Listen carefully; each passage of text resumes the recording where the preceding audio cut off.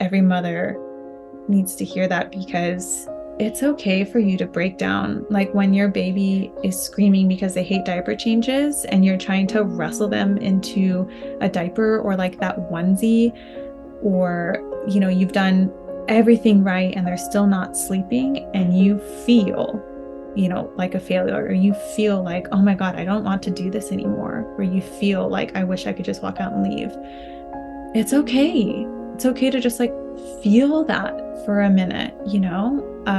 Like, don't just run away from it. That's not going to do anything. Just feel it. Have a cry. Say it if you want. You know, like, oh gosh, I wish I could just leave you here and walk out and have a matcha latte and not have to deal with a crying baby. Okay. You've exhaled now. That leaves room for inhaling. Hello, hello, and welcome to all of you beautiful souls. Thank you for tuning in today to the Heart of the Soul podcast.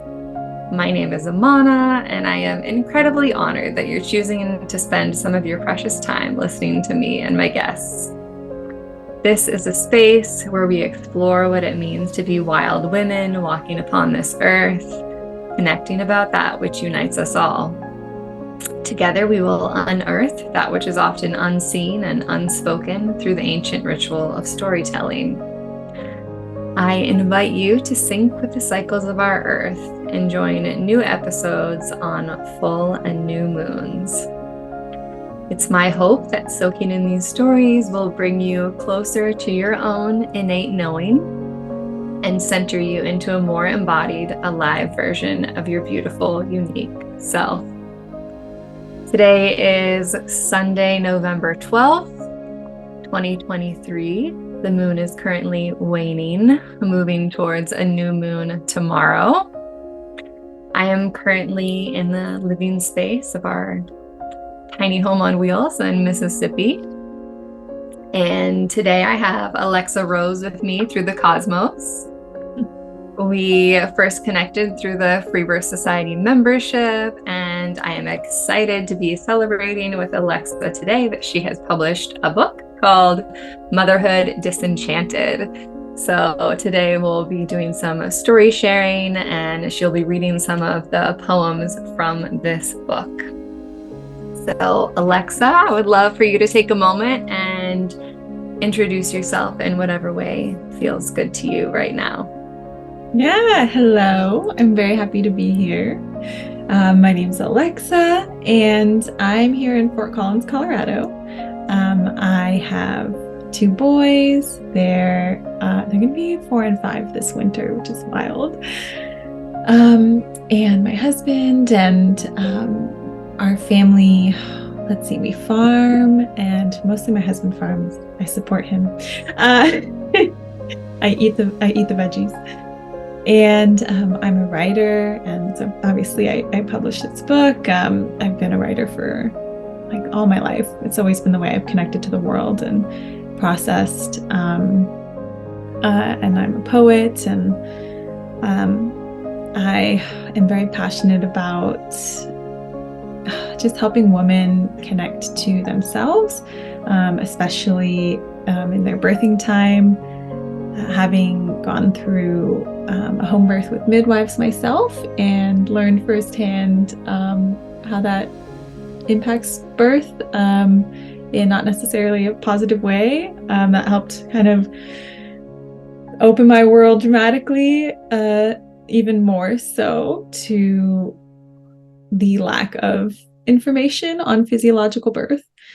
And so that's a very big passion of mine. I moved on to freebirth my second son, and writing circles and women's circles is a big way that I help and hope to connect with other women and share stories and share information and dive deeper into that. So that's one of my passions: writing, birth, baking. But yeah, that's a little bit about me. I know intros are always so funny because I'm like, there's so much to me. How do I condense this information? But you know, this is a lot of the stuff that we're probably going to be talking about today. And yeah. Beautiful. Yes, you can't always say it all in an intro. I mean, you never can really say it all. It's such an interesting, concept, honestly. Yeah. So, um, Motherhood Disenchanted is the title that you chose. And I know you have a poem that also is that, but I'd love to ask you, like, I see this, what appears to me to be like ocean water with sky that kind of meld together. Is that, and how did you choose this as your cover? Yeah. I just kind of chose water and the beach. Very important to me. I grew up in Southern California. So the ocean has always just been a place where I go, especially when I'm processing my feelings, and writing even. And it's almost like that's where I see the universe or God or, whatever you identify with. But it always has like matched what I'm feeling. It's so expansive. And sometimes when I'm feeling like really sad or confused or lonely, or, I'm like looking, and it's almost like it envelops me in that same feeling. And it's like, yeah, it is kind of lonely here. Like, look, you can't see anything else for miles and miles. Or if I'm feeling joyous, it's like the world is never ending. Like, look at this, like, feel this. It's just kind of a theme in my life. And I kind of broke up the book into different aspects upon that theme. So there's like sunrise, when things kind of are getting a little happier. And here, wait, I'll read them in order. I have to open them. Okay, so it's fog is a section, estuary, harbor, riptide, sunrise. And so I kind of move through in this book, which is about a lot of like the nitty gritty, exhausted, tougher moments of motherhood for me. So I kind of start with like fog is very aptly named. It's like the postpartum fog, and just kind of, at least, in my personal experience, coming from maidenhood to motherhood and being like very shocked by that. And then like estuary and harbor, it's more like, my body and how I make my home there. And then also my partner, and our like little family unit, and how that is a place where I live. And then riptide, pretty self-explanatory again. And sunrise is kind of those little moments that break through the fog. And so, yeah, that's kind of why I went with this ocean theme. This picture is from when I studied abroad in Italy, actually, in college. So wow. Many, many years ago. That would have been like 2014 or so. And it's just always stuck with me because like the sea was so calm, it's like, it was just so quiet, but still loud at the same time, because you still get the little waves. Mm-hmm. And that's why I chose the cover. It just fit. It just worked. It's like this, for those of you who can't see the book, but it's just like, it's so beautiful, but it's also like a little bit foggy and darker. But there's this little strip of pink as well going through it. Mm-hmm. And something about that whole picture just kind of speaks to motherhood. Yeah, well, and that it's not crystal clear, right? Yeah. Like there is this haziness, this fogginess of the unknown and maybe the unknowable. Like you sort of spoke a little bit to just how going from maiden to mother, it's like a huge transformation. And I think for almost every woman, if not every woman, it's like so many unexpected things come up. And like for me, like I thought I was prepared for motherhood. I thought I knew what I was getting into. And yet the actual experience, like lived experience of it, was not completely different, but like surprised me in so many ways, and like brought me to my knees, and just changed even more about myself and the way that I interact with the world than I anticipated. Oh yeah. And I feel like I still go through that, even, my kids are almost 4 and 5. I still go through that to this day. And it was such a shift, especially for me and my husband too, because we had some sort of idea of like what it was going to be like after we had kids. And I was not the person that I was like said I was going to be. I was like, oh yeah, we'll still do this. Like we'll still go on dates and, yeah, like I'll let you feed the baby from a bottle and what, like all these ideas that I just saw around me because I grew up in a pretty like, I don't know, like Western medicine was a thing and like Captain Crunch, yum. And like I just like I'm a bit more like holistic and crunchy and very different than the way I grew up, let's say. And so all I saw around me was just like C-sections and moms putting their kids in preschool right away and just things that I knew to be normal. And then I became a mom and I was like, I battled with this thing because I didn't want any of that, which I didn't know until like I did not see the problem until I became a mom. Wow. And yeah, I had these feelings of like, I can't leave my baby. Like there's no way. I just can't. And like even pumping for me, again, this is all personal, right? I'm not saying anybody needs to feel this way, but pumping for me was like, I had almost a huge aversion to it. Like it looked like just this machine. And I'm like, why would I hook? I couldn't do it. Like I even bought a pump and I was like, I tried, like I tried because I knew I should in air quotes be doing this. And I could not hook myself up to this thing. And I was able to stay home with my baby. Like that was a huge priority for us. It wasn't easy. Okay. We were super broke, but that was just something that we made happen. And I know that's everybody cannot do that. So for me, luckily I was able to breastfeed my baby. I didn't have issues with that. But so many of these things happened and I could never have anticipated any of it. And I struggled because we were with my first baby, we were living in a pretty isolated place, a little bit up on a mountain. So I had no one to talk to as the first of my friends to have kids. And like, nobody was like, oh, you don't want to pump? Yeah, no worries. It was just all I was seeing at that time was social media, which was a place, this would have been around 2019, where it wasn't commonplace to share like a more, at least from my what I was getting, but algorithm was being fed to me. It was very much like a consumerist, society that I was getting, and I was like, I already felt like I was failing because I couldn't leave my baby, and because I couldn't pump, and because I wasn't letting my husband give him a bottle so I could sleep at night, and all these things, and that caused so much friction because my husband also didn't understand.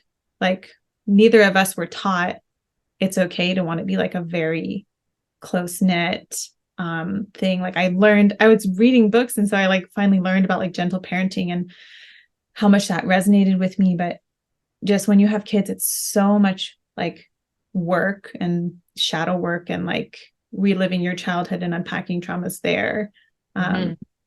So one of the few avenues I had was just writing my feelings out because I didn't have anyone to talk to. And yeah. So that's kind of how that helped. And that's part of like a lot of what came to be the book. Yeah. No, it's so interesting about, like the pumping or something like that you, when everyone else is doing it around you and people are expecting you to do it, it can be hard to choose not to do it and not want, be like, no, I don't want to do that. And it's so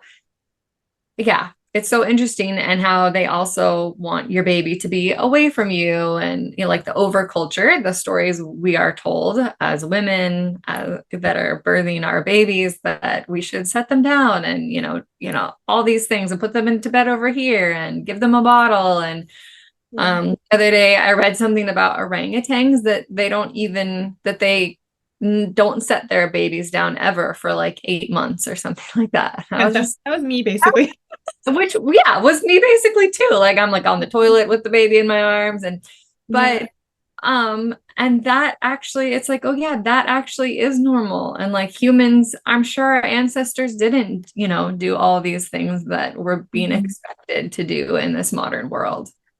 Of course, they also had their mother or their grandmother or whoever there. So like if they had to go to the bathroom and they didn't want, or they wanted to cook, it's like they didn't have to buy 20 different, baby playmats or containers or whatever to like try and occupy this baby for 10 minutes. It was like somebody was helping and being there, caring for the mom and the baby, which is, a whole tangent in and of itself. There's like an epidemic of not caring for women postpartum and women not knowing that they can be cared for postpartum. And I think that played a whole huge part into like my journey as a mom as well. Just because like I was subject to from my birth experience as well, which I think it's more commonplace in my view to have like birth trauma nowadays, because physiological birth is not normalized. So it's just like go to the hospital, which is like at the very least physical trauma. Like even if you don't come away with emotional trauma, even if you don't recognize any sort of trauma, like at the very least it's a lot more physical trauma than usually is necessary for you and baby. But then we're just like set home and left to deal with that with no emotional care put in place, no physical care put in place at all.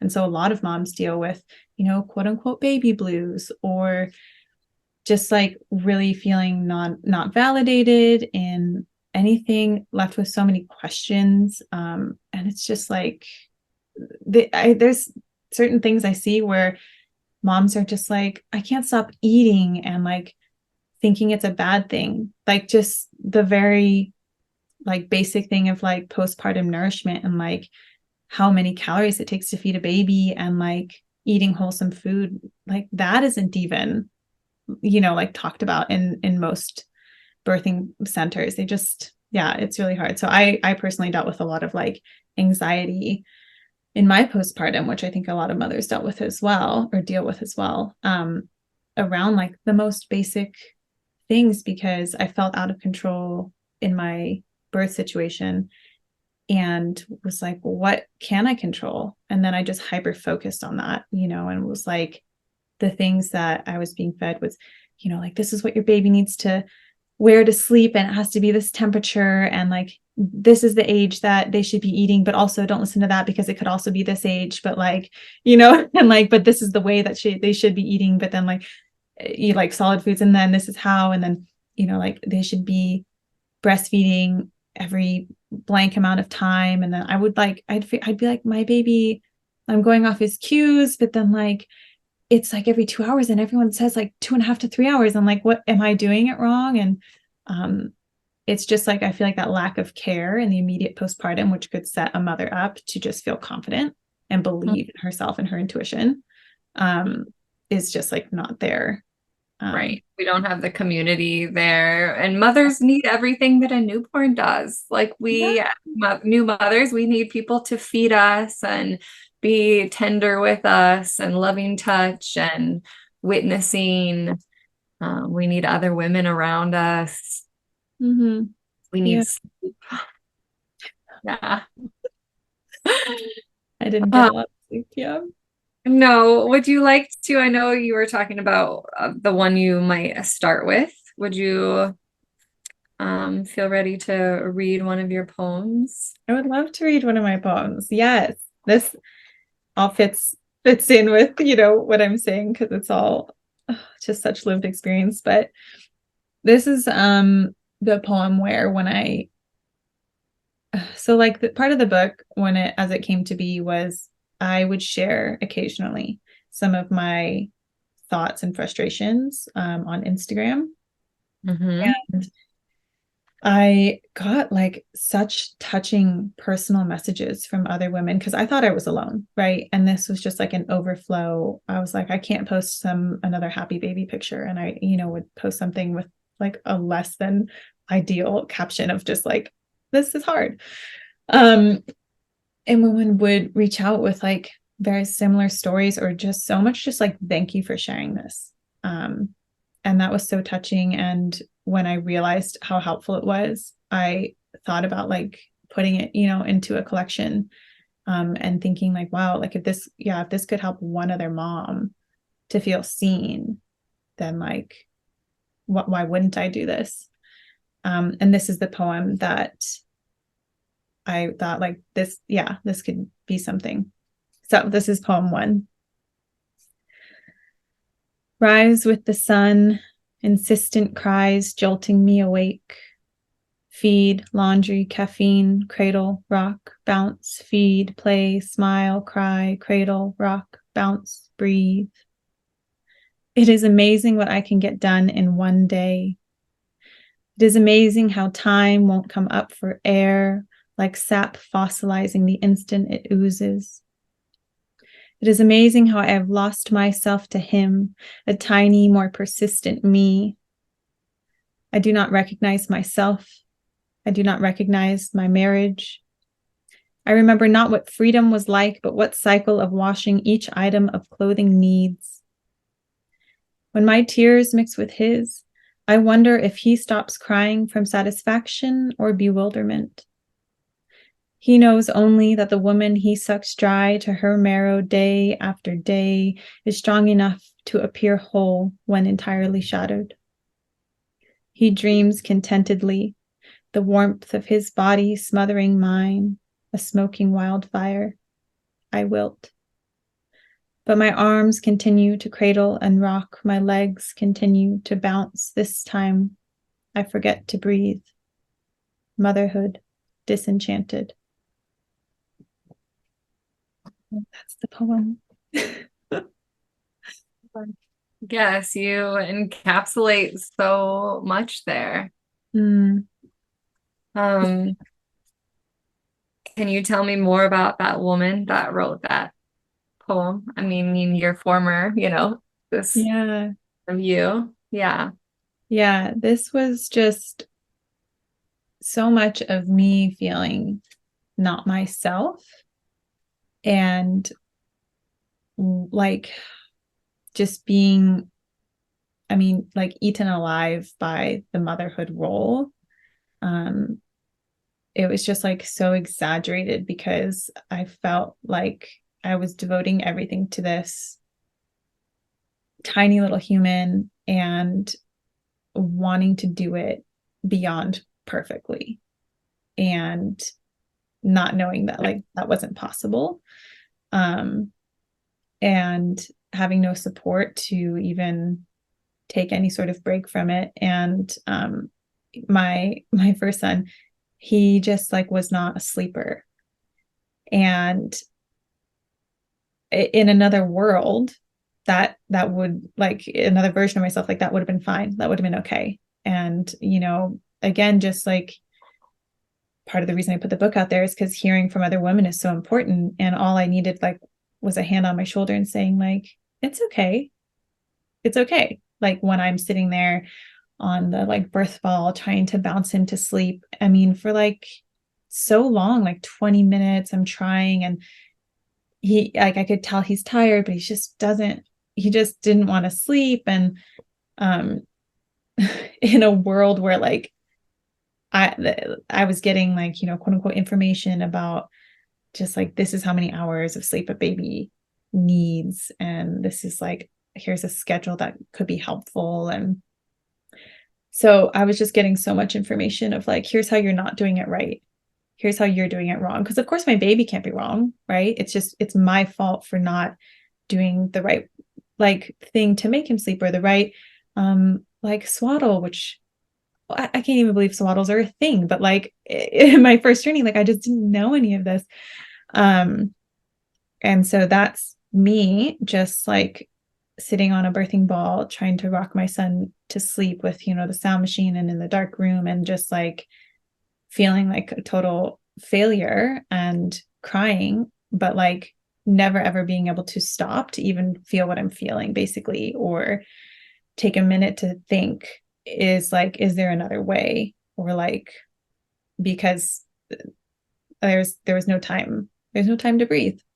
So it was just me, being consumed with what I thought motherhood was supposed to be, like the mother I was supposed to be, and being so completely overwhelmed by all these like pictures of perfect mothers that I was being shown. Yes, I think it's so important. Like, I mean, to you put words to, you wrote this book about so many things that are unseen and unspoken. And Mm-hmm. when women are in their new postpartum and they're in this dark underworld, that is one of like the main things that when I speak with women and for my own self, like that's one of the things I wanted to know was that I wasn't alone, that I wasn't Mm-hmm. like the only one who's ever walked this path. And Yeah. that's what your poems offer women, is that reminder that, you're not alone and that you have Yeah. walked this path before them among many, many other women. Yeah. Thank you. Yeah. It's one of those things that I just thought, I mean, I don't know if you've ever heard the phrase like write the book you wish you had. Mhm. Um, but I just like, sleeping in the rocking chair with the dark and just like crying to myself, like, this is the book I wish I could have pulled out and Mhm. read, and like validation would have been enough. Like, it's not something, I don't need advice. Like, I didn't necessarily need, like, I mean, a space to ask advice is totally welcome, but I just needed somebody to be like, it's okay. And I would have just been like, oh, it is, like, so I don't have to try so hard, or like, oh, it is, so like I can cry, or oh, it is, like my son's not broken. It's just somebody saying, like, validating the experiencer that I'm trying would have gone so far. Yeah, Yeah. absolutely. Hmm. So I have, yeah, like I said, I have many little dog-eared poems of you in here, and we'll see how many we get to. But I wonder, it's a longer one, but it's on page 17, Mm-hmm. and it's poem number 14, as Mm-hmm. you Yeah. lay awake. And I'm wondering if you could read Yeah. this to us. Yeah, let me read it. Okay. So, poem 14. I eagerly awaited your birth, hopeful, wistful, excited. The second I pulled you into my arms, you were screaming, and nothing would calm you down. Perhaps you knew the storm to come, the days filled with my tears and your brother's whines, nights filled with never-ending bouncing and red eyelids. Perhaps you knew that the sweet bonding period would also be one of struggle and despair, as gluing myself to you meant ripping myself from my child who was my only just the day before. Did you anticipate nursing while I struggled to latch your brother next to you, inevitably making neither of you happy? Did you see that once Dada left for work, far too soon for my tender heart, all I would have the strength to do is yell and cry and sink into an emotional pit? Did you imagine all the times I would wish I was alone instead of with you? Did you imagine it breaking my heart that I felt that way? Bringing you into this world was, dare I say, blissful. Growing you up in this world, it's a countdown to the end of the day. It's a countdown to the morning. It's a countdown to 6 weeks or 12 or 4 months. Any arbitrary timeline to a supposedly easier age is better than hopelessness or living in the moment. Because in this moment, my back aches, wearing you hour after hour in the carrier while standing, the only way you sleep and the only way I can care for your brother too. In this moment, lunch meat is a gourmet meal, and I am drinking extra caffeine that I wish I didn't need. In this moment, I cannot figure out if I should be laughing or crying or breathing deep. I am constantly teetering on the edge of every emotion. In this moment, I have hardly seen my spouse, and I resent the rest he gets each night. In this moment, I understand. I would enter the world screaming too. Mm, there is so As much. I hear my kids playing out there. Yes. Um, And so this is your second son. Yeah. this is my second son. So my kids are 13 months apart. Um, and can you hear me okay with the kids? Okay. Yeah. But yeah, my kids are 13 months apart. So my first had just turned 1 when I had my second. So he was such a baby, and like they're both in diapers. We did cloth diapering, and it was, I mean, that in of itself is a lot, but yeah, it was crazy because my second birth, I mentioned I did a free birth at home, and it was beautiful. It was so redemptive, peaceful, easy. I mean, it was wonderful. And when I pulled him up to my chest out of the water, I was in a tub, and my husband was in the other room. He was putting our other son to sleep, so he wasn't even there. And I pulled him up, and he just started crying and did not stop. And I'm like, oh wait, like what? Like, I'm on like my birth high, and I'm just like, you just like, you don't want to be born? Like, what's happening? Like, I'm like, like he wasn't hungry, he wasn't cold, like he just had to have a good scream for like probably 20 minutes. It was a long time. And finally, he just latched and calmed right down, and everything was fine. And I just had that thought when I was in the throes of helping with both of them, because I mean, it was a lot having 2 babies, and I tried tandem feeding. Yeah, I tried tandem feeding because I hadn't, weaned my first. I was assuming I would tandem feed. I breastfed my entire pregnancy, no issues. I just had to eat a ton, and drink a lot of water. And then all of a sudden, it was like my toddler, who's trying to like, I mean, barely toddler, but he's trying to like bounce around and like move and take up all this space. And then my newborn, who's still like trying to figure out the boob and everything. And I was like, I feel like a cow. This is a nightmare. Like, and so it's just a lot of that. And then, my husband, he neither time was he like paid for or given like any sort of family thing. Yeah. So he just had to take time off of work. So he did about 2 weeks both times, which for me is like nothing. Just for me personally, like I would love to just stay in bed like 2 more weeks after that, please. It just to rest, like not because I was like my body was destroyed or anything. It's just like being able to rest and bond with your baby. It's so precious, and having to jump right back into life kind of like infringes on that birth high. So, it was a lot of my first, I would hold him all the time. I mean, he was like, anytime he lifted his little arms, I was picking him up. And all of a sudden I had a second baby, and he would lift his little arms, and I wouldn't be able to pick him up right away.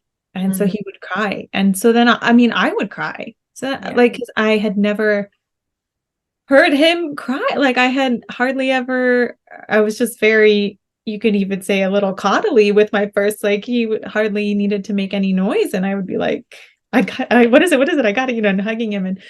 And so we both had to learn how to like welcome a third human's needs into that. And so, yeah, that's a lot of what the poem encompasses. Is just, again, like I would use writing to kind of process through things. And I feel like it's okay to jump into your intense feelings. It's okay to like write down thoughts, even if they sound scary or seem scary. Or I mean, I appreciate you do that really well in this book of writing things down, that there's like that part of me that is sometimes like afraid to like write it down, because then someone else will know that I'm feeling this way. Yes, exactly. And something that I noticed is if I don't write it down, it just keeps bouncing around in my head. And it's almost like I'm feeling it, but I don't even know where to place it. Like I can't even make sense of it, And so writing it down for me, it's just so cathartic and like gets it out. And sometimes my journaling is even like, as I'm writing it, it's almost helpful too, because sometimes I can tell what thoughts, like they can even be so extreme, and I'm like, oh, I know that's not me. And most of these thoughts are definitely true, and these are me. But like if I have a fight with my husband, let's say, and I'll just like write down like, I hate him so much. Right. Like, okay, I know I don't actually hate my husband, but just getting it off my chest helps. and yeah, like some of this, like, I mean, obviously I love my kids and motherhood is all I ever wanted. And it's the best thing, to ever happen to me. But these moments, I just needed to make sense of them. And so that's, I had that thought like, yeah, I would have been screaming when I was born too, if I had any idea that like the transition from a happy little womb to real life, would be as intense. So Yes. And you said, and this second son came just a little bit before COVID happened in our world. That, yeah, he was yeah. February 9th is his birthday. So with what happened with us, I think I had maybe 2 weeks before everything in our town shut down, like all the stores and everything. And the mandates happened. And it's talk about isolating again. Right. I mean, and I relate to it because actually my second or my daughter, she was born, she's 3 now, and she was born at the end of March of 2020. So like Yeah. still a little like so things were kind of happening. Things were Yeah. shutting down before I gave birth. And then now, so it's so I related to some of the poems and just your story and that experience of being even more isolated in your postpartum. Yeah, this really is a journey of me like learning myself in a pretty isolated spot. Just like becoming a mother with really just myself. Just not living near family and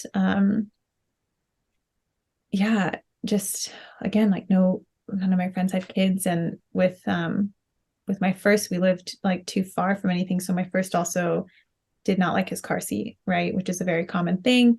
He would scream if I put him in his car seat, like after 10 minutes. We lived like 30 minutes from the edge of town. So I wasn't going anywhere. And then with my second, I couldn't go anywhere. Like there was nowhere to open to go. There's no story times or anything. And not to mention there's just like fear everywhere. It really changed people. So even if you run into people, it's kind of like, oh, there's a person, I better avoid them, which is like not not healthy and not nice. Yeah. Yeah. Yes. I know it's only a few more, but it's in your next section of estuary. On page 20 is poem number 16, and it's a little shorter one. And Yeah. just feel like that would be a nice one to have in the space. Yeah.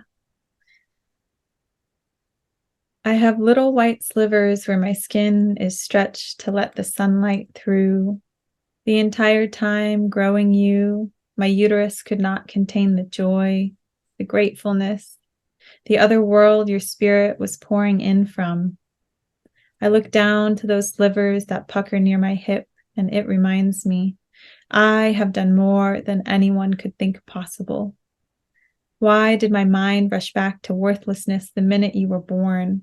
Why do I live in a world that pushes aimless productivity while I bleed, cramp, cry, leak, and feed two humans at once? Why does the world not see the most important job is the one they refuse to acknowledge? Parenthood and stretch marks. Yes, I mean that last line, I feel like that is so poignant and so true. And like I've said similar things of like all the unpaid work that we do as mothers, and it's like belittled and seen as, so worthless. And yet it is the most important work that happens in the world, in my opinion. Yes, I feel like the world could not go on without mothers, and yet, like, they just don't even recognize us. Like, they stomp all over us, and they, like, they're disgusted when we're trying to like feed our babies in public. And even though, likely they were fed, it's like so far removed from the appreciation that I think we at the very least deserve, to be recognized. And yeah, it's just one of those things where I'm just connecting it to like appreciating my body for the strength that it has and everything that it's done. And all the way to like how every woman has this strength and like contributes to the world in this way through becoming a mother. And because of the society we live in, we're so quick to throw that away, and we're so quick to be disgusted by our bodies and hate that we get stretch marks. And we're so quick to try and like not even call motherhood a worthwhile job, and to try and balance like, oh, well, I need a real job. Or if somebody's like, what do you do? Oh, I just stay home. Or, oh, I'm just a mom, like, and feeling shame when saying that. Yeah. And so you're helping, you're naming that here. You're bringing that to our awareness that it is an important job. And I feel like for me, like one of the ways I'm trying to change the story is like appreciating myself, the work that I do as a mother in this world, mothering my own children, mothering other people's children, mothering myself, like appreciating myself, and then also being mindful to appreciate and value the other mothers in the world, the women that have mothered me, which is not only the woman who grew me, but also have been mothered by other women. And that has been extremely impactful and important to me. So I'm grateful to you for naming it here and having that part of this. Thank you. Yeah, and that's just part of my own wounds as well. Like feeling any sort of worth was always hard for me growing up, and I think just like motherhood broke that open. And it, I confront that every day, trying to find value and worth in myself. So and in my body. Yeah. Yes, and it's a little bit different of a vein, but this is also making me think of, like you spoke, the having the children totally reconstellates also our relationship with like the father or our beloved, my husband. You have also a husband, and that the way that I thought I would be as a mother and also a wife is different than how I practically and could actually was in real life postpartum. And of course, postpartum lasts forever. Like we're never not mothers. It's not just only a few weeks you're in postpartum. Yeah.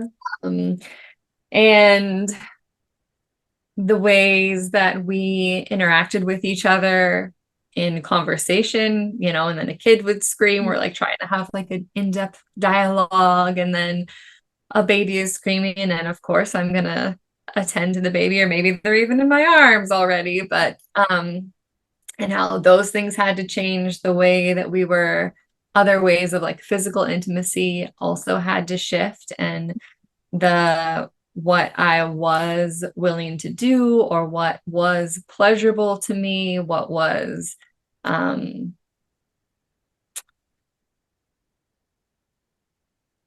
what I was willing to participate or the ways that I wanted to be with him physically also changed. And on page 32 at the end, like right before your Riptide chapter, you have another poem that speaks to this, and just, I love, the name you have at the bottom too, because I have grown up in a culture where sex is all about the male orgasm and about penetration, and that those are the priorities, and women and our pleasure have not been prioritized. And so I really appreciate how you named that here.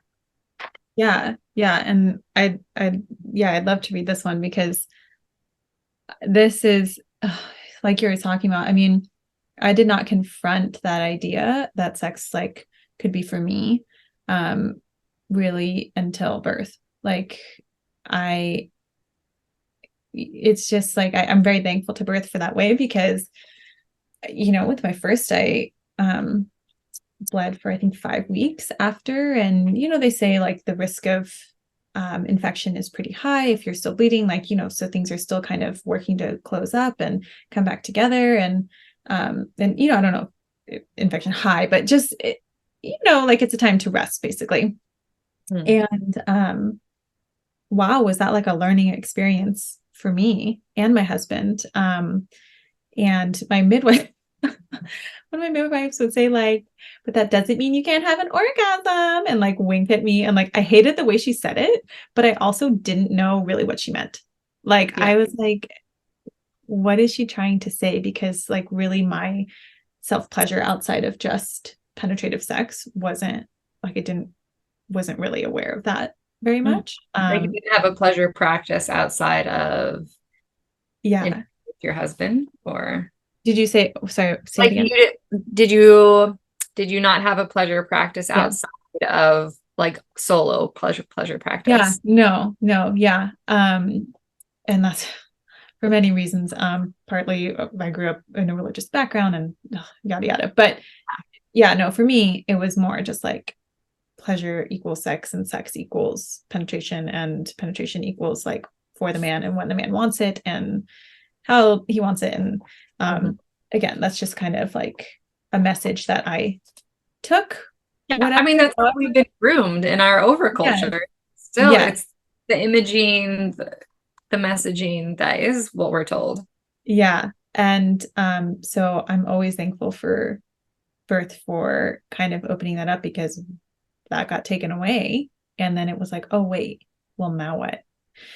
And then on top of that, well, I'll read the poem and then I'll get into it even more, because I'll cover part of the topic. So here we go. Juiciest poem of the book. I am afraid of sex.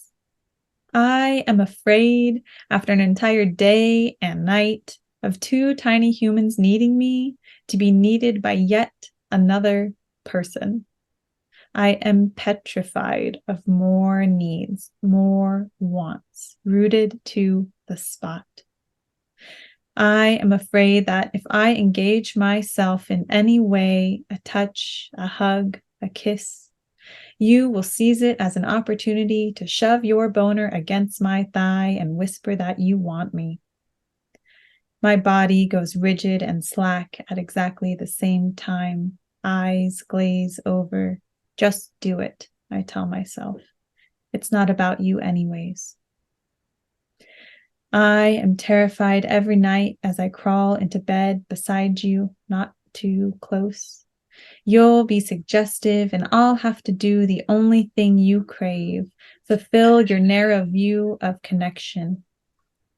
Touched out yet lonely, I am incapable of explaining sensual isn't synonymous with sex. Intimacy doesn't equal penetration. So I love that you had me read this poem, because it's one of those poems that surprisingly I've gotten like a lot of feedback on, in terms of like, oh my God, thank you for saying this. Yeah. And even from friends who have not been mothers yet. Like, for just this idea of feeling pressure from the world, and, just like this idea that like intimacy doesn't equal penetration. Like I told you, I mean, that was new for me. I had already been married for at least over a year, I think, by that point, and that still hadn't even like occurred to me. And this idea that sensual isn't synonymous with sex, like the idea that I could even be sensual outside of that penetrative sex. It's it's just kind of, it's kind of crazy. But I can't even remember what I was going to say before this, because there's just so much. Okay. And where did you and your husband go from there? Were you able to have dialogue with him and or Yes, I think that's what I was going to say is it's one of those poems that I was like even hesitant to share, and I was like, should I even put this in the book? Like, is this too, and I of course before I put it in here, like I read it to my husband. I'm like, this is, something that's going in. Do you want to talk about it? And there's a couple like that about my husband, really, because they're just very real thoughts that I had and things that I had to go the through. Valentine's Day. Yeah. Yeah. Um, but yeah, where did my husband and I go from there? Well, it was a good thing, like I said, because it opened up like conversation and honestly just different avenues of physicality as well for us. And that was good, but it was such a long learning journey. Still to this day, I mean, very recently, like last week, I still struggle with this idea of, am I meeting his needs? Like, I don't ever struggle with it. Are my needs being met? I don't even think I really have that thought. Yeah. And that's partly just because like my sex drive is different and, like just whatever, but it's just like, I'm still so tuned in to like, am I doing blank enough, or is this happening? And like this idea that like males are such sexual beings and like that needs to be taken care of or they'll explode. I don't know. It's just like, I feel like such a deep-seated thing and it's rooted in a lot. But basically where we went from that is it opened up a lot of conversation, and it opened up this place for like, hey, this is something that I like, like I like being having my feet massaged, or I like just cuddling, but I don't always, that like doesn't necessarily mean that I want to have sex right there, like right in that moment. Right. Like just because I give you a loving hug doesn't mean that I am inviting penetrative sex. Right. And Or I was so like turned off by like, I think that was like something that we had done. And so I was so turned off by that idea then of like even doing anything like hugs or just being like cutesy and cuddly. Like I just started shutting down more and more. Which, is not the healthy way to go. And so that I think it just really helped us shift things and again have more conversations. But motherhood was just hard in a lot of ways. So it's hard. That was like one example. But like you were saying, we can have moments where we're clearly experiencing that beautiful intimacy just through like conversation or just like deep gazing into each other's eyes. And then, oh, there's a kid. There's a kid who needs something. Or, there's like even that moment where, it's like they're in bed in a different room. You think everything's safe. And, and then all of a sudden there's a knock at the door. And like, that's so hard and frustrating. And so then there's also those moments of like repair and like validating, acknowledging each other's feelings as well.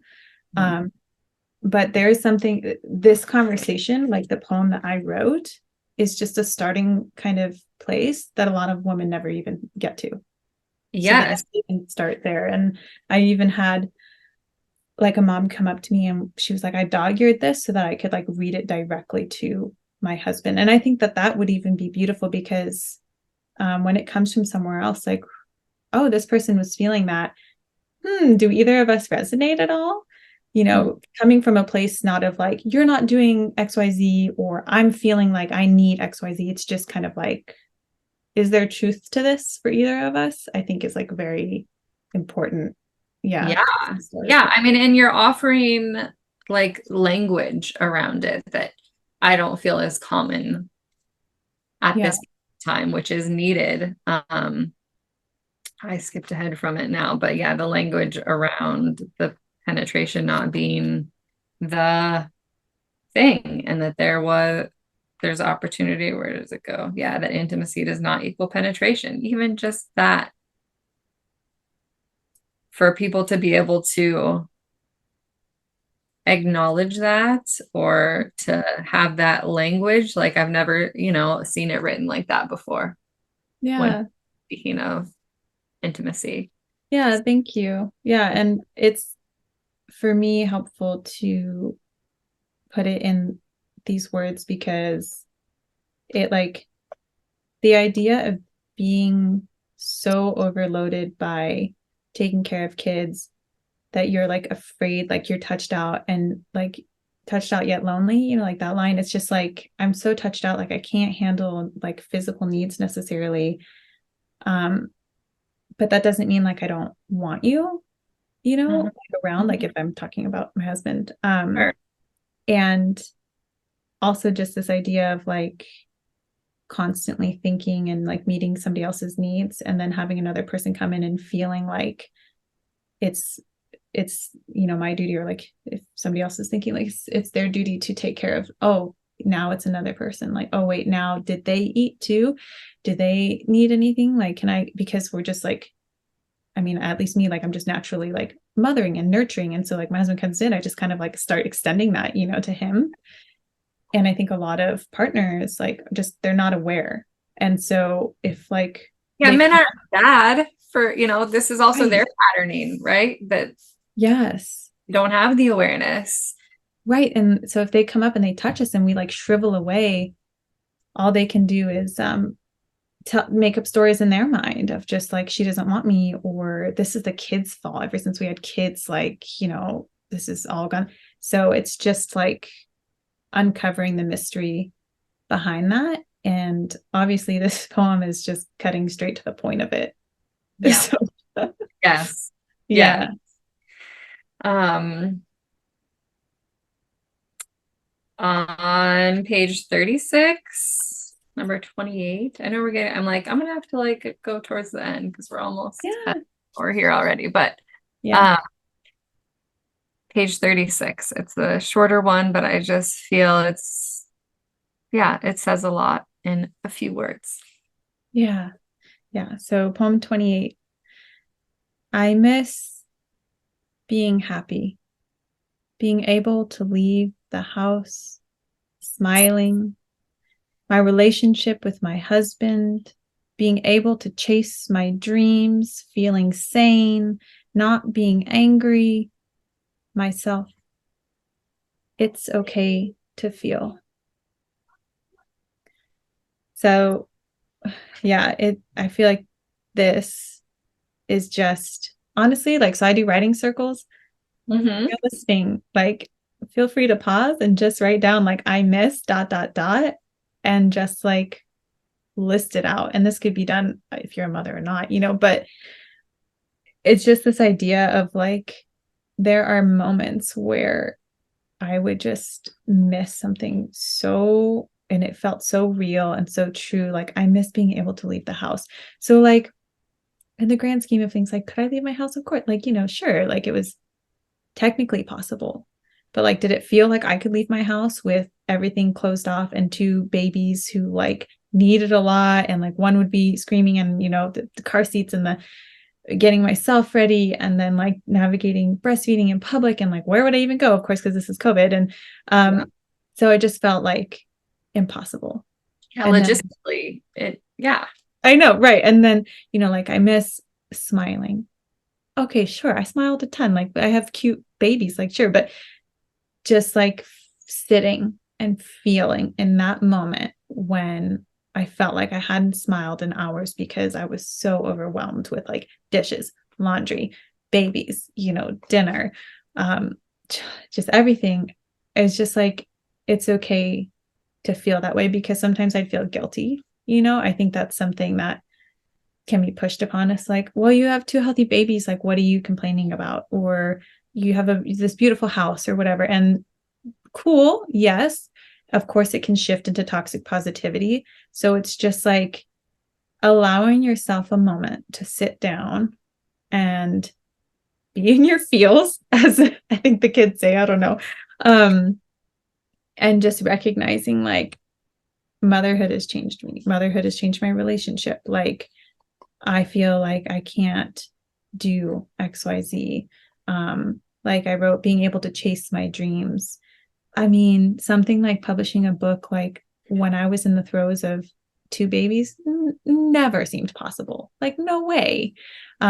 Just something like, I don't even know what dreams I had then, but they were like, say goodbye to those, because you're needed 24/7. You're not getting any sleep. Like you can hardly, the story I was telling myself, you can hardly handle all this. Like, how would you ever handle anything else? And it's just that, like, allowing myself to write that down and just miss it for a minute. Yeah. I end with, it's okay to feel. And that's just like a message that I think every mother and parent and, anyone, but every mother needs to hear, that because it's okay for you to break down. Like when your baby is screaming because they hate diaper changes and you're trying to wrestle them into a diaper or like that onesie, or, you've done everything right and they're still not sleeping, and you feel, like a failure, or you feel like, oh my God, I don't want to do this anymore, or you feel like, I wish I could just walk out and leave. It's okay. It's okay to just like feel that for a minute, like don't just run away from it. That's not going to do anything. Just feel it, have a cry, say it if you want, like, oh gosh, I wish I could just leave you here and walk out and have a matcha latte and not have to deal with a crying baby. Okay. You've exhaled now. That leaves room for inhaling, and like sometimes we're holding that tension in our shoulders of those thoughts that we just don't want to admit, or that we think we shouldn't be having. And saying they can now leave your body and leave room for, like, magically you've had that space freed up for like, oh, okay, now your onesie's on and you're okay, like, so yeah. Yes. I mean, I find for myself sometimes I'm in this pattern of like when I voice like a struggle of motherhood or something that I'm finding challenging about life, and then right after I like chase it with like, but I love being a mom and like that, so like, and both can be true, and I don't have to like say that right after. And I in that poem, you don't like jump to and also all these positive things, and that's important, that it can have it deserves its own space to have those feels. And it doesn't mean that you don't love mothering or you don't love your children, or, but that it's okay to have these other feelings.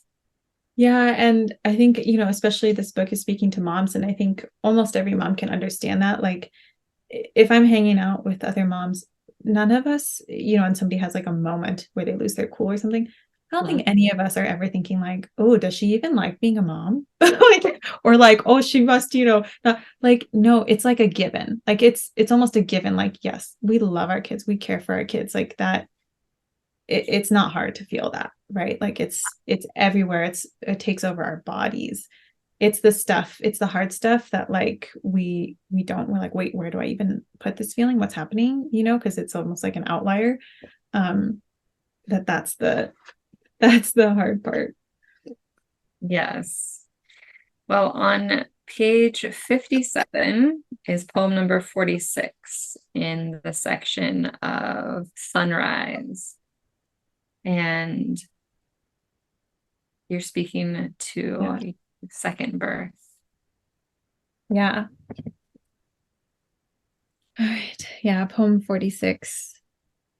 In my first birth, there were only questions, hesitation, manipulation. I carried it all into motherhood like a cape, swaying under the weight of it, wondering if I was good enough, wondering at every idea or intention, at every small baby cry. My second birth, there were no questions.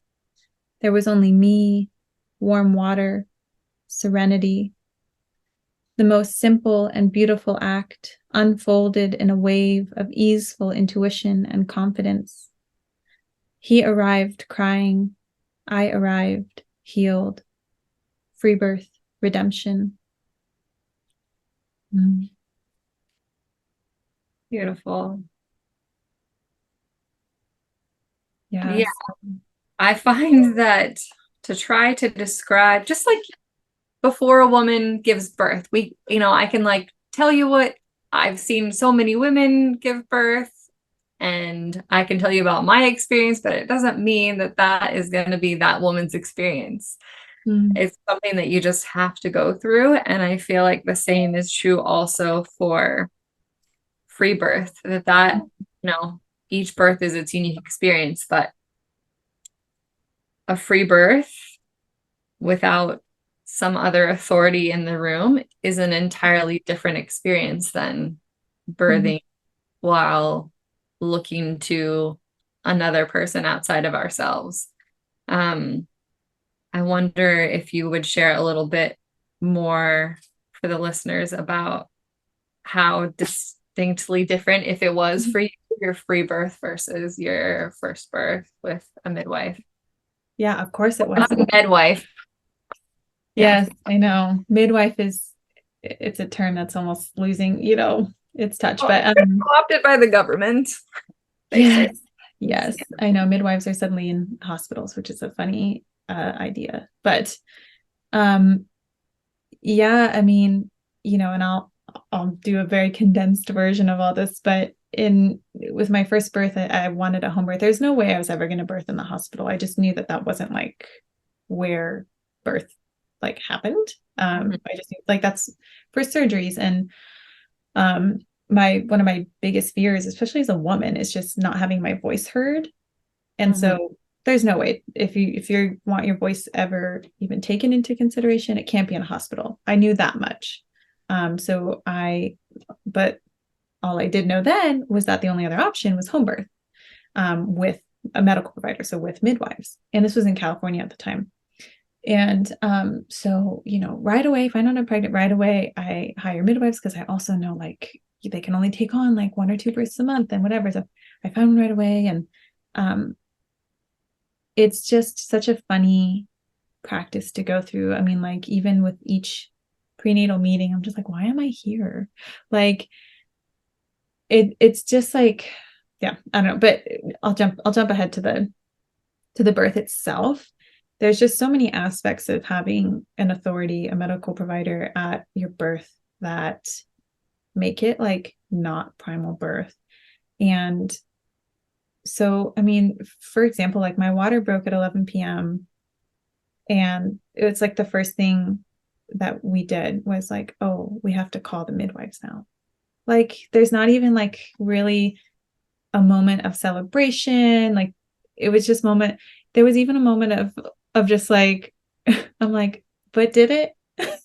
But did it? And if you're doing a hospital birth, they won't even, you would be very right for saying like, oh, but did it? Because that's what they drill into you. You have to immediately go in and test if it's even your water's breaking, which is hilarious. Like, oh, you don't know your body. Like, let me give you this test to even see if what you're saying is possibly true. But it's still a lot of that with a home birth. And that's something that I learned. Like in my mind, a home birth was so radically different. What I realized was it's just the hospital in your house.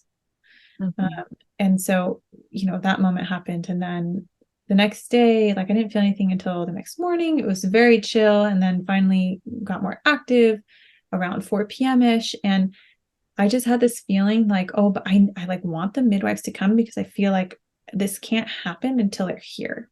So I feel like you can't even relax if you are waiting on something. That's another like thing that's just messed up about it. And then they got there and occasionally they would try and, listen for the heartbeat. And that was intrusive in and of itself because I walked every contraction I had. I like had to pace. That was the way I dealt with things. And I did a lot of moaning too in my first birth. And I remember one, like the contraction was over, a sensation was over, and they went to listen. And then I was going to have another one, and I felt like I couldn't move.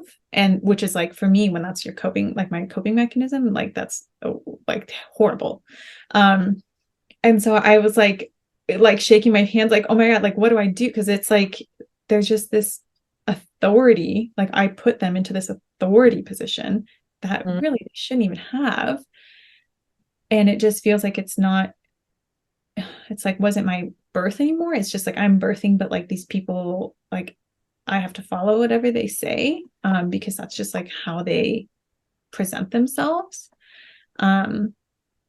So long story short, like I think, let's see, I birthed around, I think it was almost 11 p.m. is when like he actually came out. So, and the pushing stage was pretty long for that one. It was like 40 minutes. It didn't feel like 40 minutes, but it was. But when I first started pushing, I was upright and started pushing, and I turned to, there's actually two midwives, because it's like one who had been practicing for quite a while and one who was fresh out of midwifery school, which is the worst because they're so freshly like indoctrinated. And I mean, I turned and said, is it okay that I'm pushing? Which breaks my heart looking back that I felt like I had to do that. And they just kind of stood there, and then like I pushed again and I said it again. I'm like, is this okay? Of course it's okay, but I didn't even trust myself. And the younger one's like, well, sometimes laying on the bed can like help melt away the last lip of the cervix. I know, right? The language. And the story of the cervical lip is such a bogus. Where did she even think I had one? Like, and she had also said, she also offered a vaginal check too, which, they already knew I didn't want that. And so like, first of all, why are you offering? But that was like the only time. And obviously like the baby's basically almost here, like I'm pushing, and, the scary thing is though, is that I'm in the bathroom, I'm upright. She says like, well, I can check you if you want. And I didn't feel the power of saying like, no, just saying straight no. Like so I knew I didn't want it, but like, it's, I don't know if I'm just so in my primal brain that I like couldn't even, I just like felt like I couldn't be confident within myself. So I just didn't answer because that was the only safe thing. But I remember having this thought of like, whoa, like women, it's like, it's not even like their fault. It's just like when they're in these places like the hospital and stuff where they aren't even asked usually, like, of course, no wonder. And sometimes they go into it and they're like, no, I definitely don't want this. And then they'll say yes in the moment. And I'm like, oh, I get why. Because like, you're just so focused, like you'll say anything to make someone go away. So I didn't say yes, thankfully, but I just didn't speak. And my husband's just like, did you hear him? And I said, I heard it, but like just continued to not speak. So like, luckily that was like avoided, but the fact that like that was, just a possibility. And I could feel like, oh my gosh, like there's just something in me that like is too busy or whatever to be like, no, I don't want that so firmly. Cause I'm just like so focused on like, just leave me alone. So when she said, oh, melt away this on the bed, I remember thinking like the bed's so far away. I don't want to go there. And it wasn't really far, but of course, against my better judgment, I'm like, oh, but if she says, right, then I guess I'll suck it up and I'll waddle over there. And so I lay down, and immediately I'm like, pushing, just like actively pushing. But it was like, it's so hard to like, cause I was like on my back, but a little bit on my side. And it was like, so hard to like, I feel like I had a good thing going, when I was upright, and then it just got harder to push. And it was a lot of like, a little bit of the head out and in, and a little bit more and whatever. So that happened. Okay. And that's all like a lot emotionally, but I was still doing okay. Not to mention like during the birth, just like hearing random chatter in the background or whatever, like threw me off. I hated it. But it was after my son was out, that was the really not okay stuff. Like, for me, like the traumatic stuff where first off, he's out, I pull him up onto my chest. They help, place him on my chest. And I go to like put my hand on his back and like rub him and like welcome him into the world and make sure like, he knows I'm here. And I can't because there's a gloved hand already doing that. And I'm like, my hand's like hovering over and I'm like trying to find a spot. Yeah. And again, there's like no part, like it's not the time where a woman is all like, get out of the way, let me touch my baby. Like it's like this very intimate, fragile time.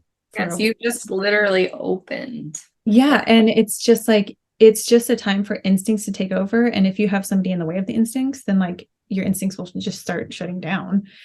So finally she's like, oh, yeah, go ahead. And, like finally moves her hand so I can like touch my baby. And then once I'm like sitting up, they're like, oh, do you want to do like the breast crawl or whatever? And I'm just like, I don't, sure. Like, I don't even know, like, what does that even mean? Like, I had some once, but I'm just like, it's just so much like, should you do this, or do you like maybe do this, or it's nothing. It's like, I didn't have a moment to even breathe or think, or like put the baby. Kind of leading you to different options or choices Yeah.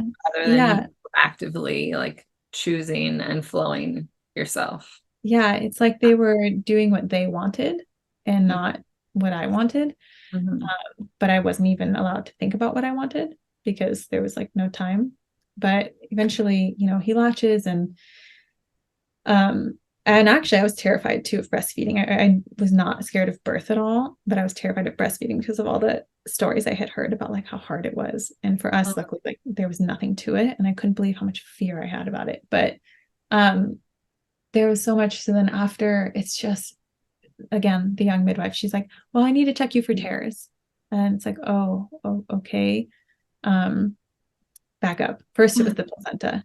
So first, and this all has to happen. So midwives have checklists that they just have to do legally, like with their license. They have to like, quote unquote, offer these things, but they don't offer it. They just like go through the checklist and make sure it happens. And I am not aware that I could say no to anything. And even if you do say no, there's always kind of like this manipulation way to be like, oh, well, this is why, and so basically you still do it anyways. And it was just a cascade of that right after my son was born. So the placenta's not out, like, let's get the placenta out. And I was feeling nothing. I had no cramps or anything to get this placenta out. So then, they're like, okay, push harder. Okay. Like nothing's happening. Well, okay, like get up on your knees, and do that. And it's like so tiring and exhausting. Nothing was happening. They were like, well, you probably have to pee. So go pee. It's really hard to pee with people like right there and after just giving birth. And so, oh, here's a little peppermint essential oil in the toilet to help you pee. Okay, still not peeing. Well, when's the last time you peed? Do you know your bladder maybe is just so full it can't even, like, and the placenta's like sitting right there, you can't even get it out. So like, okay, so we're gonna have to catheter you. So then they did a catheter, and this is in my home. Remember, like this is home birth. Okay. So they do a catheter, and it's wow, you have like 4 cups of pee. This is so much. No wonder. I think it was, I can't even remember how much. That it's almost like they're trying to validate why. Yeah. And it doesn't feel good, by the way. It doesn't feel good going in or out. It burns. No. Yeah. So finally that happens. And then it's like, oh, okay, well now surely the placenta can just come on out. Again, I haven't felt any cramps or anything at all. And this is probably 45 minutes after birth. So, getting close to the hour mark of when they need to have this placenta out. And so she's like, okay, well, I can just walk my hand up your umbilical, like up the cord, and see if it's just like sitting there or whatever. And finally, after she has like woman handled my vagina way too much, it's in so much pain, it's so raw. Which, like, it wasn't right after birth. It's because she's been down there so much. I was like, no. I could feel like I was about to cry. I was like, no. Like, I can't do any more hands down doing this. And the other midwife, who has mostly just been standing there, was just like, it's like, well, we could do Pitocin, like a shot of it. I said, yep, do that. Because I was like, oh, between an arm up my vagina who's just given birth or a shot of Pitocin, I will take the shot, please. Thank you. There was no third option of like, we could just wait. And wait for your body to. No, nobody said that. Nobody said that. I had also hired a doula because I didn't know like what kind of birthing, what I would need. And I wish I hadn't even hired her. I mean, it was just another person in the room looking at me like I was an animal. And I even said, you can go, you can go now. And she's like, oh no, I'll stay. Like, it was just another intrusive person. So that was also horrible. But, and I know I'm trying not to take too long with my stories, but, so then that happened, which was a huge reason I had the anxiety I had, because most women don't know, like, it's almost a guarantee you're going to get postpartum depression if you have Pitocin. Especially if you have a history of it. So it was just like so much of that, so much manipulation. They also did a newborn test, which was quote unquote required by the state of California, which they pricked my baby's heel and squeezed it to get blood out on these different drops. And it needs a lot of blood. And it takes actually a long time. And my baby was screaming. And I felt like I was about to have an emotional breakdown. Again, I wasn't allowed to say no. And I could feel like I'm about to lose my mind. And so I was like, I can't do that. There's so many people here. Like there's no option. And I just shut off. I just completely shut off. And I never fully turned back on again until my second birth. I mean, so that's a lot of like what it was. And it just left me, back to the poem with like so much wondering. I mean, it was just like, oh, I can't even do that. I can't even do this like birth stuff. And it was like somebody had to take charge and do it all for me. And then I was just like left alone. And I'm like, oh my God, I don't know how to do anything. I don't know how to do any of this. Is this right? Am I doing like, so it was so heavy. And I think a lot of women can relate to that. And with free birth, long story short, there's just none of that. There is no questions. There, like, there's nothing to question because it's just you doing it.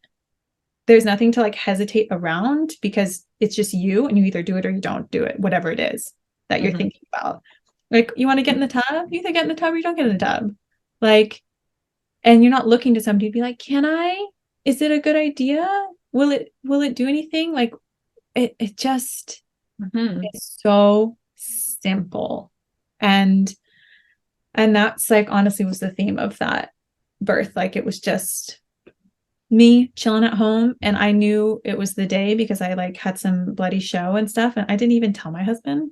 I was just like, hey, will you help me make up the guest bed? Because we were hoping to have a friend come photograph. She didn't make it, but and he's like, oh, okay, and I'm like, and I really want the fridge stocked. Will you go to Trader Joe's? Like I just was sending it. Wasn't even telling him.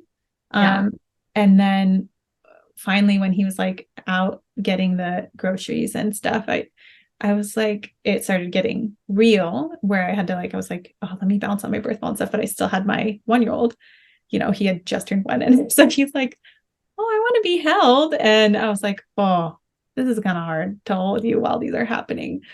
And I was like, I'm gonna call him and it'll be really funny while he's at Trader Joe's to be like, oh, my wife's in labor. And he didn't answer. And I texted him and he's like, what? I'm in a car wash. Like, oh my God, do I need it? Get out. Cause he didn't know how fast it was. And I was like, no, it's fine. And yeah, so he got home and like I had a couple jobs for him. One of was just take care of Fox, who's my firstborn, because I need to be in my primal brain and I won't be if I'm taking care of him. That was just my personal, I knew that about myself. And then I just went upstairs and did whatever I wanted to do. I walked around, I hung out, I listened to music, and it was just that was it. My husband was like, oh, do you want a smoothie? That was the biggest question. I said only yes or no questions and pretty much only ask me if I want food or water. And that's really all a woman needs, which I could still do myself, but I was like, he's here. And it was just a couple hours and got in the tub. And it was just so funny because my husband was giving my first a bath right across the hall. And I had been feeling the urge to push for a little bit. For me, it feels like I have to poop, right? And I was like, oh, I recognize that means I have to push. And I'm like, it can't already be happening. So I just kind of ignored it. And then I was like, I'm in the tub. What's the worst that can happen? I'll just poop, right? Whatever. And then I did that and the water broke, which I hadn't felt with my first. I was like, whoa. And then and the head was immediately right there, it's ready to come out. And I told my husband, my second is a son, but I didn't know this at the time. I didn't know with either of myself. I thought it was a girl. She's coming. He's like, she is okay. Let me put Fox to bed. And so that's why he went into the other room. And I knew he didn't have time, but something in me was just maybe you do. Who knows really for sure. And so I didn't say anything. And then I pushed him 2 pushes and he was out. And then my husband came in and I was like, it's a boy. But it was just that's all that happened was I just gave birth and it was so simple. And oh, and then the placenta, okay, I was just hanging out in bed and I told my husband, remind me like 30 minutes in because I'm going to be so consumed with my new baby. Just like remind me to see if I feel anything. And he did that exactly like I asked. He said, hey, just want you to know it's been a little time and you wanted me to ask if you felt anything and it's totally okay if you don't. And he asked me that and I was like, oh my God, I'm totally having cramps right now. I had no idea until he said that. And I was like, give me a bowl. And then it just like plopped like it was so simple. So I know that was like a long story. How do you condense sports stories? I know. But it's just like if women listening can like see, it's just like even what sounds like a simple home birth, it's just really not going to be because they have their licensure and they have things that they need to do and will do and want to make you do. And when you have a free birth, there is none of that. You're not held accountable to anybody but yourself. So, I mean, I find education really important in free birth so that like pregnancy, I think is a time made to deal with any sort of like shadow work, fears, preparedness, education that like you might want. Like go for it. It doesn't mean like turn your face away from or turn like your ears away from any sort of information. It just means like be a conscious consumer. Don't have a medical provider bullying you or lying to your face as they do so often, and it's just like also pregnancy does that a lot. So if you're interested in free birth, like that starts like from conception. But that is the poem. So that's look, you got a bonus birth story out of it, like in this part, but you weren't expecting that. But that poem just I had to put that in there because I want all women to know like how peaceful and easeful birth can be. And I credit a lot of that education and knowing to the Free Birth Society, which of course you know of, and their podcast and their resources were very valuable. I even have a little dedication to them in the book. But yeah, I went through their complete guide to free birth when I was pregnant with my second son. And then after he was born, I did the Radical Birth Keeper School. So I also am a Radical Birth Keeper and help kind of pass along that information to any women who are interested in it. Yeah. Beautiful. Well, I thought that maybe you could close with one more poem and then tell everyone. So the one on page 62, it's number 1. I feel like that could be a good one to close with. And then you could tell everyone where they can buy your book, what other offerings you might have in the world. You said you have writing circles, website, things like that. And I'll also include the links in the show notes, but I feel like it's nice to say it out loud too here in this space. Yeah. And thank you for having me. I'm honored that you want to hear all these poems. And I'm so glad that women can have this as a resource because I really wish I did. Yes. But yeah, poem 51. In case no one told you today, I know no one has. Instead, capitalism rears its seductive head. Buy this and your baby will sleep. You will know how to feed them, as if you don't. They will stop having gas pains and crying and digesting like an infant. Your milk supply will be better. Am I broken? Your baby's mouth will be surgically fixed. Are they broken? Breastfeeding will be a breeze. They lied. There is no fix in the lining of your wallet. It's in the air you breathe and your heart that beats. It is in your intuition, not an institution. It is in grace for yourself and your baby. It takes time to adjust to this new world, to this new role. Allow yourself to acclimate without accusation. Believe in your body, your baby, your mothering. You are doing wonderfully. You can handle this. You will make it through. So there's a little mantra for you mamas, you sweet mamas of the world. And as far as where you can buy this book, please buy this book and share it with everybody, because it's like a little piece of my heart in the world, and it means so much to me to be able to connect with others on it. But if you go to my website, www.mamafreebirth.com, that's where you can buy my book. And if I have a writing circle or a women's circle, or you're interested in any sort of birth education, that's all on my website.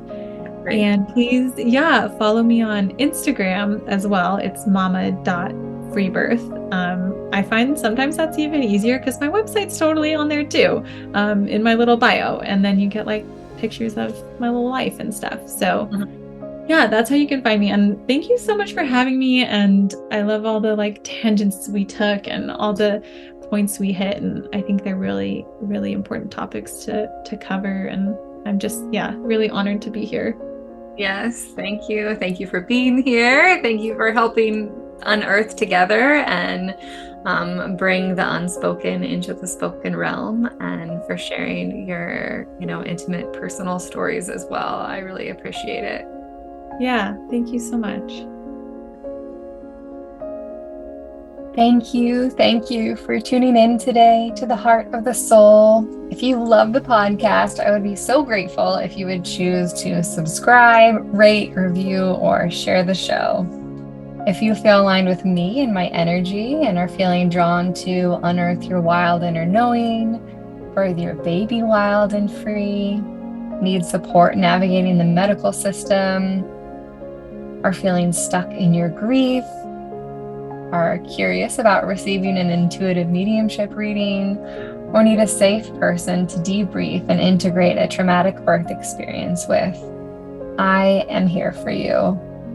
I have walked alongside women and mothers for over a decade, witnessing real healing, change, confidence, and stability be unearthed in them. I believe that women claiming their sovereignty, returning to their own inner knowing, and embodying their wild will truly transform the world. To learn more, book your free clarity call at www.birthingnova.love. Until next time, remember to be brave, be loved, be wild, be you, and be the change that you seek for yourself and also for the generations to come. Mwah.